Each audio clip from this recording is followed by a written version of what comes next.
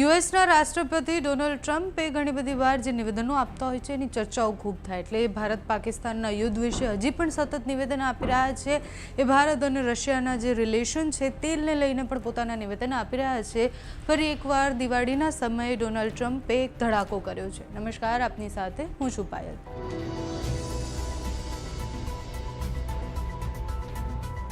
ભારતમાં અત્યારે દિવાળીનો સમય છે ત્યારે ફટાકડા એ યુએસમાં ફોડાઈ રહ્યા છે કારણ કે ડોનાલ્ડ ટ્રમ્પ ફરી એકવાર ભારતને ચેતવણી આપવા પર આવ્યા છે અને સીધી રીતના કહીએ તો ધમકી આપવા પર આવ્યા છે।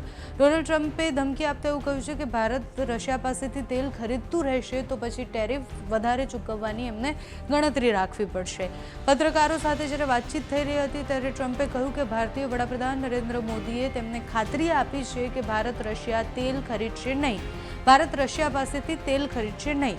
પણ મોદીએ મને કહ્યું હતું તે હવે જો રશિયા પાસેથી તેલ નહીં ખરીદે તો પછી ડીલ આગળ વધશે, બાકી તો એમને ભારે ટેરિફ ચૂકવવું પડશે।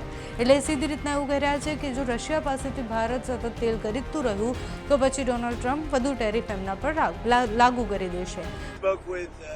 Prime Minister Modi of India, and he said he's not going to be doing the Russian oil thing, so that's it. Well, why would India say that they're not going to? I don't know, but if they want to say that, then they'll just continue to pay massive tariffs, and they don't want to do that.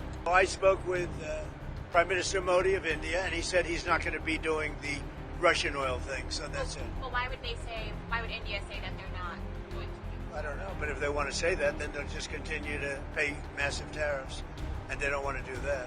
I spoke with Prime Minister Modi of India, and he said he's not going to be doing the Russian oil thing, so that's it. Well, why would India say that they're not going to? I don't know, but if they want to say that, then they'll just continue to pay massive tariffs, and they don't want to do that. જો કે બુધવારથી આખી ઘટનાની શરૂઆત થઈ છે। બુધવારે Donald ટ્રમ્પે એક નિવેદન આપ્યું કે વડાપ્રધાન મોદી સાથે એમની વાતચીત થઈ છે। વડાપ્રધાન નરેન્દ્ર મોદીએ એમને ખાતરી આપી છે કે હવે આગળ જતાં રશિયા પાસેથી ભારત તેલ ખરીદવાનું બંધ કરી દેશે। આખું નિવેદન શું હતું? તેમણે કહ્યું હતું કે ભારત તેમના તેલનો લગભગ 1/3 ભાગ એ રશિયા પાસેથી આયાત કરે છે અને રશિયા પાસેથી તેમની ખરીદી મોસ્કોને યુક્રેન યુદ્ધ માટે ભંડોળ એકત્ર કરવામાં મદદ કરે છે। એટલે હવેથી એ તેલ નહીં ખરીદે। ભારત અને પાકિસ્તાન યુદ્ધ માટે પણ સતત ડોનાલ્ડ ટ્રમ્પ બોલતા રહ્યા છે અને જે રીતના ભારતે વાતને નકારી હતી એ જ રીતના આ તેલવાળી બાબત પણ ભારતે નકારી। વિદેશ મંત્રાલયના પ્રવક્તા રણધીર જયસ્વાલે ગુરુવારે કહ્યું કે ટ્રમ્પ અને મોદી વચ્ચે કોઈ પણ આવી વાતચીત થઈ હોય એવું કંઈ સામે નથી આવ્યું। એટલે ફરી ડોનાલ્ડ ટ્રમ્પ બોલી તો ગયા છે કે પ્રધાનમંત્રી નરેન્દ્ર મોદી સાથે વાતચીત થઈ છે પણ એવી કોઈ વાતચીત થઈ હોય એવું ભારત તરફથી કોઈ નિવેદન નથી આવ્યું।